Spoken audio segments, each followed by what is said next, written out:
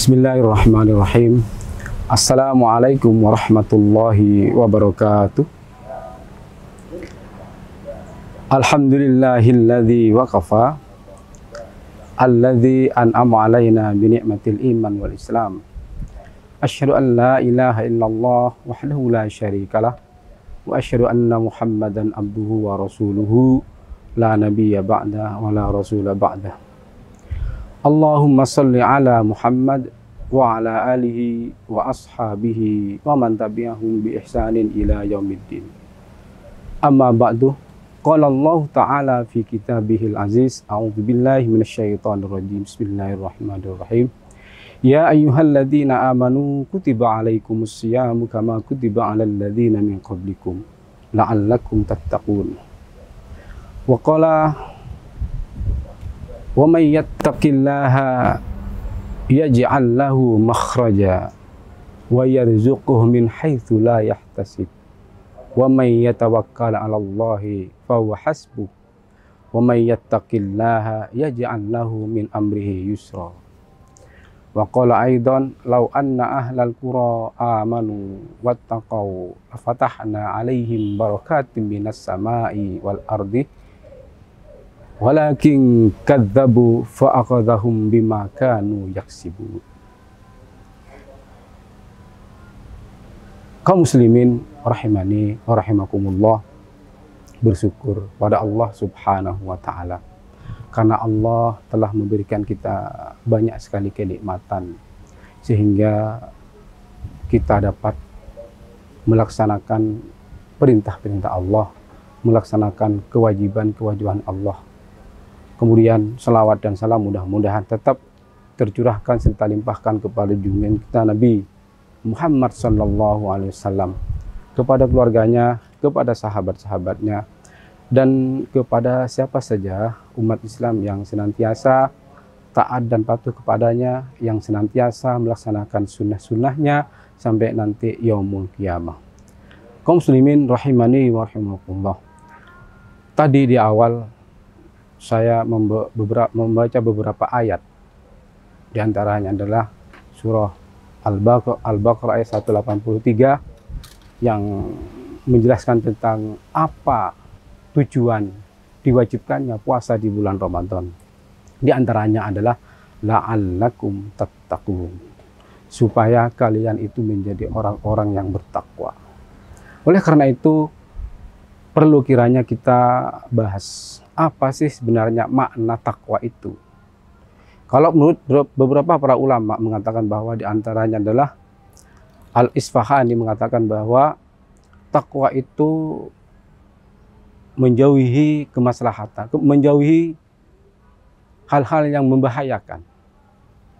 Ada juga ulama yang lain mengatakan bahwa yang disampaikan oleh Muhammad Ridho dalam tafsirnya Al-Manar mengatakan bahwa takwa itu adalah menjauhi kemudaratan. Ulama lain mengatakan bahwa Ali As-Sabun mengatakan yaitu takwa itu adalah takut akan murka Allah Subhanahu wa taala. Sehingga dengan demikian dia berusaha untuk menjalankan perintah-perintahnya dan menjauhi larangannya dan berusaha menjadi orang yang taat kepadanya. Mengapa demikian? Ada juga, ini hal yang menarik juga, ya, perbincangan atau diskusi yang terjadi pada waktu diskusi Umar bin Khattab dengan Ubay bin Ka'ab. Suatu ketika Umar bertanya kepada Ubay, "Hai Ubay, apa makna takwa itu?" Maka Ubay menjawab, seharusnya dia menjawab, tetapi dia tidak menjawab, yaitu dia malah bertanya kepada Umar bin Khattab, "Pernahkah kamu berjalan di tengah jalan yang jalan itu banyak durinya?" Maka Umar menjawab, "Tentu saya pernah." "Kemudian apa yang kau lakukan di saat demikian?"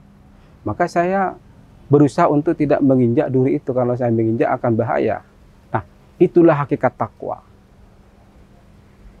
Takwa itu adalah berhati-hati supaya kita tidak tergelincir dari perbuatan yang dilarang oleh Allah Subhanahu wa taala. Itulah takwa. Dan takwa itu adalah bekal. nanti kita hidup dunia dan akhirat. Sebagaimana Allah berfirman dalam surah Al-Baqarah ayat 197 yang berbunyi, wa tazawwadu fa inna khairaz zadi taqwa wattaquni ya ulil albab. Dan berbekallah kalian, sesungguhnya sebaik-baik bekal adalah takwa. Jadi kalau kita sudah bertakwa, insya Allah kita akan selamat hidup dunia dan akhirat. Oleh karena itu hadirin jamaah kaum muslimin yang berbahagia, ada beberapa keutamaan orang-orang yang bertakwa. Di antaranya adalah apa yang saya baca tadi di awal di muqaddimah, yaitu orang yang bertakwa itu nanti adalah dia akan mendapatkan diberi jalan keluar oleh Allah Subhanahu wa taala dalam urusan kehidupannya. Kehidupan apa saja? Wa may yattaqillaha yaj'al lahu makhraja. Barang siapa yang bertakwa kepada Allah, maka Allah akan menjadikan dia jalan keluar. Apapun itu, dalam hal ekonomi, berbisnis, urusan keluarga, maka oleh Allah akan diberikan jalan keluar yang baik. Mengapa? Karena kita sudah bertakwa, takut pada Allah Subhanahu wa taala. Kemudian yang kedua keutamaannya adalah wa yarzuqhu min haitsu la yahtasib. Orang yang bertakwa itu adalah nanti akan diberikan rezeki oleh Allah dari arah yang tidak diduga-duga. Itu. Sering kita pengalaman mungkin urusan pribadi, urusan apa saja sudah. Kadang-kadang kita mengalami hal yang ajaib. Tiba-tiba kita ada solusi, tiba-tiba kita diberi rezeki oleh Allah Subhanahu wa taala. Kenapa? Karena dia sudah bertakwa kepada Allah Subhanahu wa taala. Kemudian yang ketiga adalah wa may yatawakkal 'ala Allah fa huwa hasbuh. Setelah kita bertakwa, berusaha, kemudian berdoa, tawakal kepada Allah, maka Allah akan cukupkan. Maka kita tidak boleh putus asa terhadap rahmat Allah Subhanahu wa taala, apalagi di bulan Ramadan ini. Kemudian yang keempat adalah wa may yattaqillaha yaj'al lahu min amri yusra.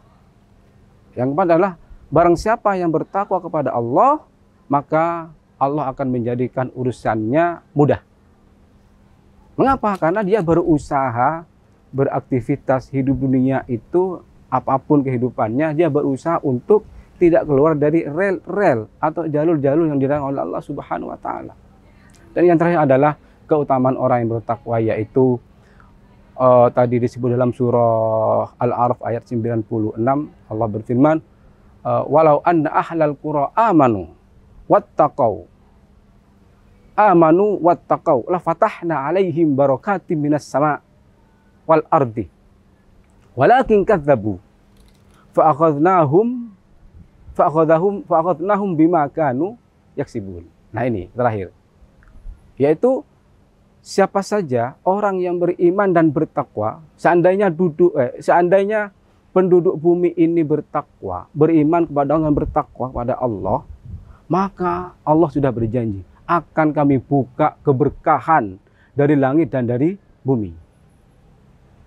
Namun sayang, walakin kadzabu, mereka orang-orang itu berdusta terhadap ayat-ayat Allah, sehingga dia menyebabkan diazab oleh Allah dunia dan akhirat.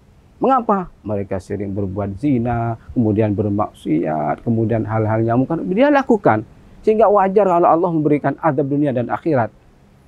Itulah para jamaah hadirin rahimakumullah, beberapa makna takwa dan keutamaan takwa kepada Allah Subhanahu wa taala. Mudah-mudahan kita menjadi orang-orang yang bertakwa sehingga kita berbahagia hidup dunia dan akhirat. Al-birru manittaqa wal afu minkum. Wassalamualaikum warahmatullahi wabarakatuh.